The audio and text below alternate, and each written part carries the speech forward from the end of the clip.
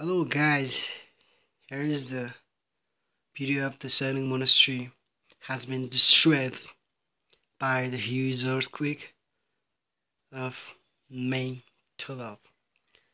We have to reconstruct this building because it's already destroyed by the huge earthquake. You can see the old pictures.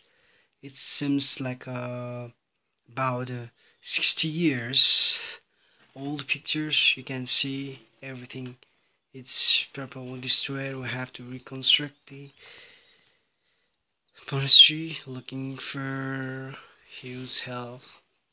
You can see how difficult with this since the great arcs of this monastery has been